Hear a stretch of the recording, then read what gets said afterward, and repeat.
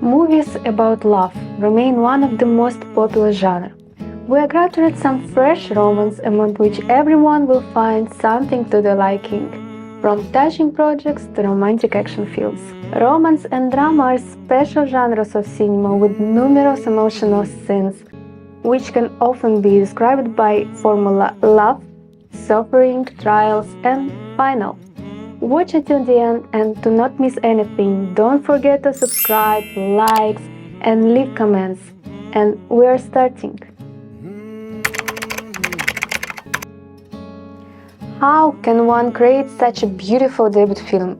I don't know how, but Celine Song definitely managed it. From the moment the first trailer for this film appeared, it was clear.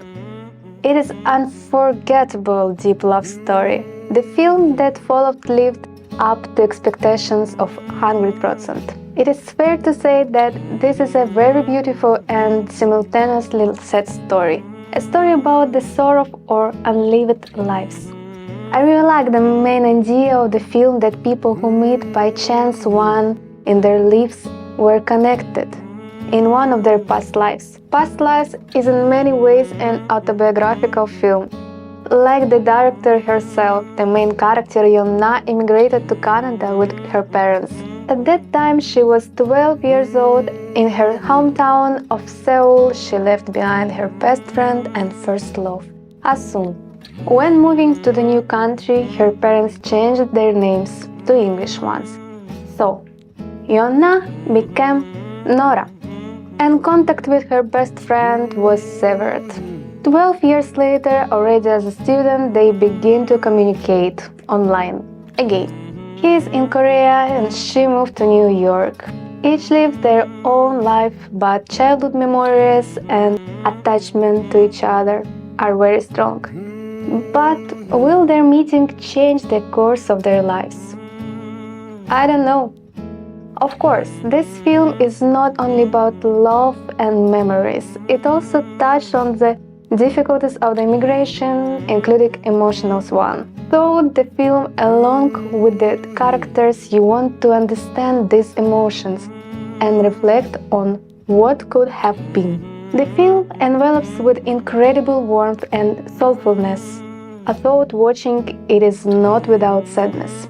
The characters of past lives constantly discuss the concept of yin-yang, saying that the closeness between people in this life is the result of their connection in past lives.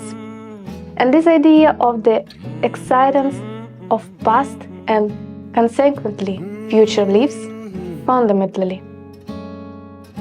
Hi, what's your name? Priscilla. You like Elvis Presley? Of course. Who doesn't? The story of the emergence of one of the most famous women of her time, Priscilla, the wife of Elvis Presley, based on the memories of the former wife of the king of rock and roll, Elvis and me, is the love story of Priscilla and Elvis Presley, their relationship from the moment they met until their divorce. I was intrigued by Sofia Coppola's films, especially since the story of the life from the perspective of the wife of a famous person was intriguing.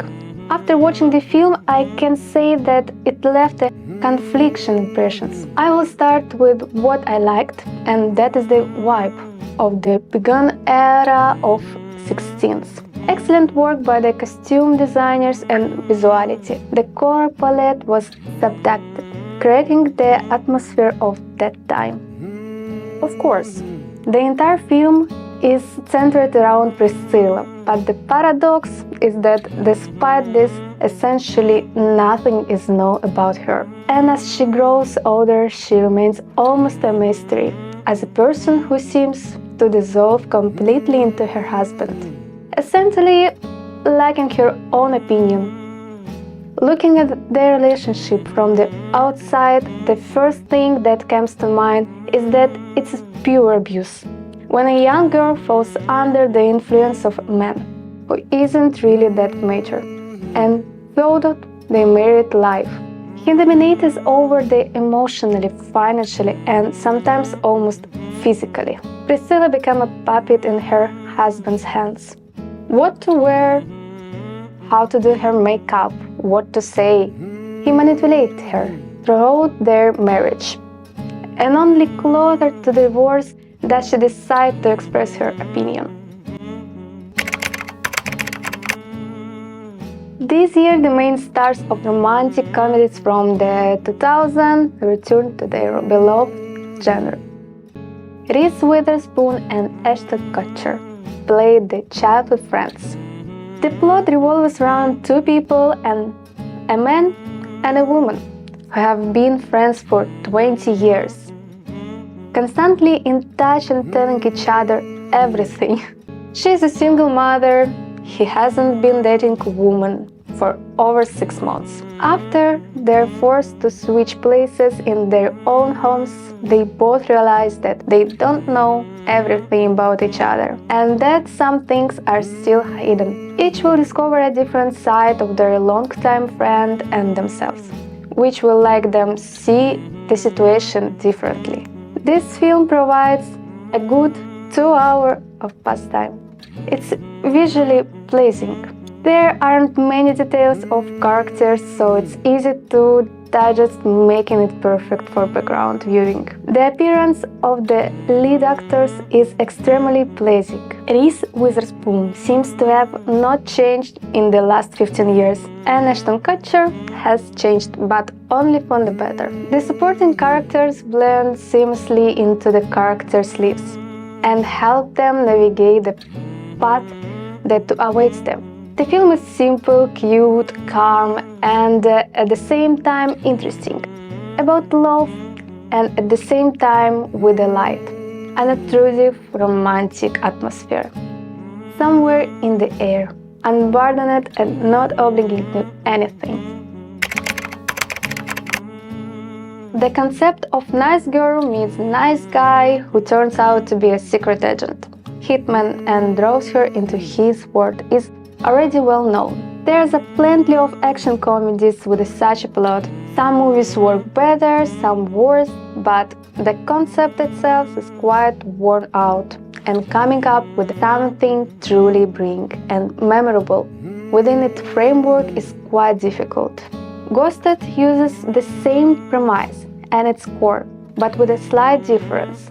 Here the secret agent turns out to be Sadie, the new lover of a simple farmer, Cole, who discovers her secret life and embarks on a dangerous adventure with her.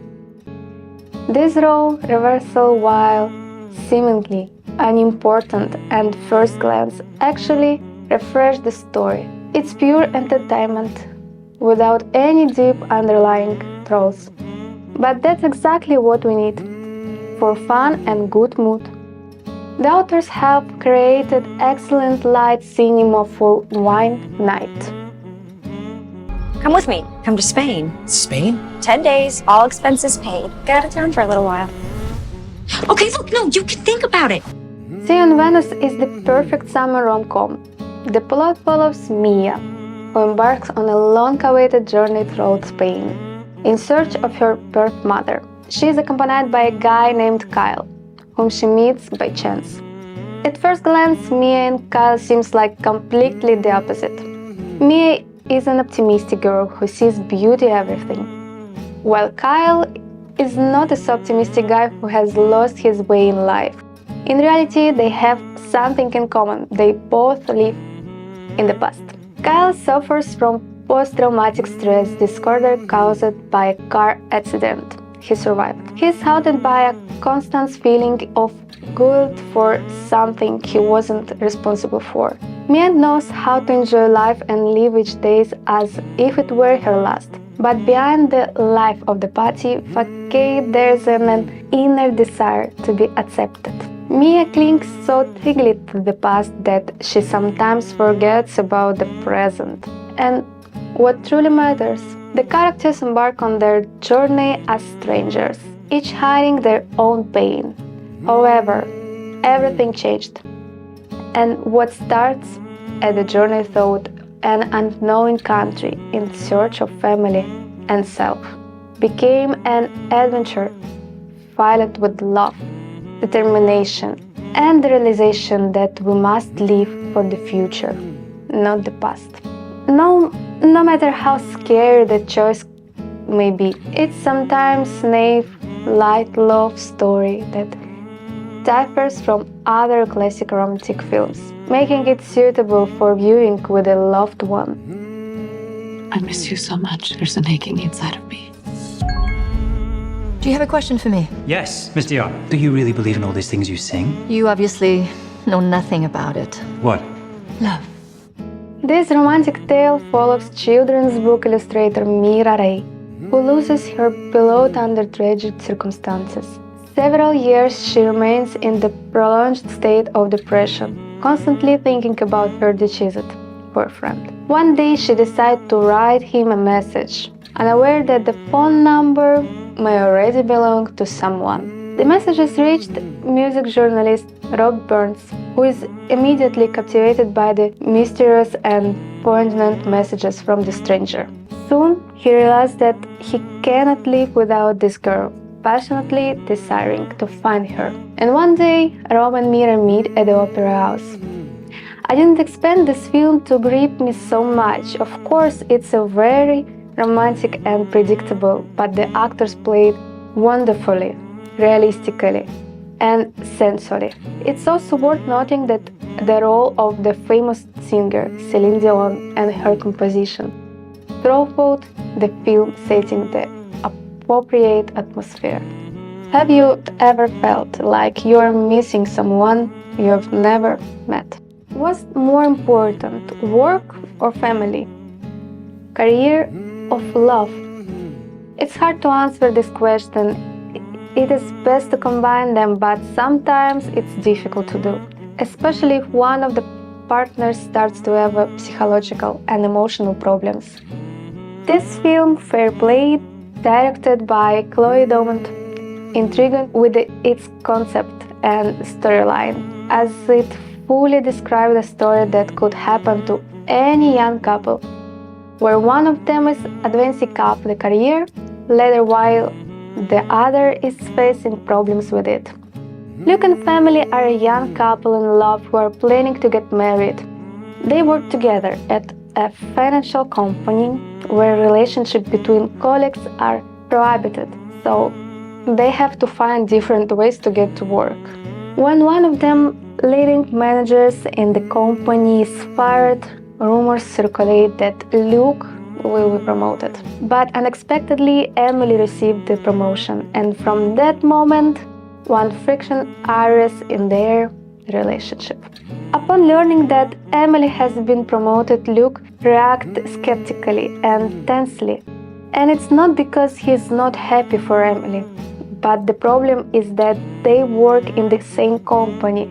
And now Emily is not only his boss, but Luke also starts to feel that Emily is better than him. This leads to the main problem, their personal feelings of inadequacy as individuals and as employees of the company. Meanwhile, Emily starts spending more time after work with her colleagues and boss, who constantly invite her to bars and restaurants. However, the main message of the movie is that insecurity in one's own abilities and one's own fears. The fear of being underestimated and not taken seriously. Here are best romance movies from 2023. Which movie did you like more? Or perhaps you'd like to add to the list with your recommendations? Don't forget about subscribing, liking, and leave comments. See you on the next video. Yeah, I'm gonna take my horse to the old town road. I'm gonna ride it till I can't no more. I'm gonna take my horse to the old town road. I'm gonna ride it till I can't no more.